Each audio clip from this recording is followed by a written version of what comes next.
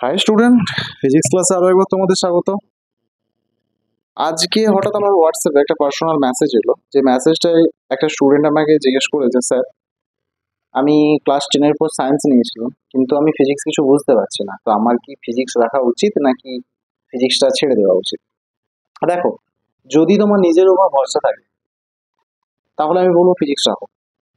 নিজের উপর ভরসা রাখো। ফিজিক্স এমন কোনো কঠিন সাবজেক্ট না যে স্যার ছেড়ে দিতে হবে। নিজের উপর ভরসা রাখো, নিজেকে ভরসা করো, হয়ে যাবে। আর যখন দেখছো তুমি কোনো জায়গায় বুঝতে পারছো না, কোনো টপিক বুঝছো, সেটা নিয়ে আরো বেশি করে সেইটা টাইম দাও, সেটাতে বেশি টাইম দাও। হয়তো ফার্স্ট বার বুঝতে পারছো না, অনেকে ফার্স্ট বার বুঝতে পারে না, কেউ কেউ ফার্স্ট বারই বুঝতে পারে, কেউ সেকেন্ড বারে বুঝতে পারে, কেউ থার্ড বারে বুঝতে পারে, কিন্তু বুঝতে সবাই পারবে। কিন্তু বুঝতে পারছে না বলে ছেড়ে দেওয়ার কোনো প্রয়োজন নেই। সেটা নিয়ে থাকো। আজকে বুঝতে পারছো না তো কালকে পারবে, কালকে পারবে না তো পরশু পারবে, পরশু পারবে না তো 1 মাস 2 মাস 3 মাস পরে হলেও পারবে, কিন্তু পারবে।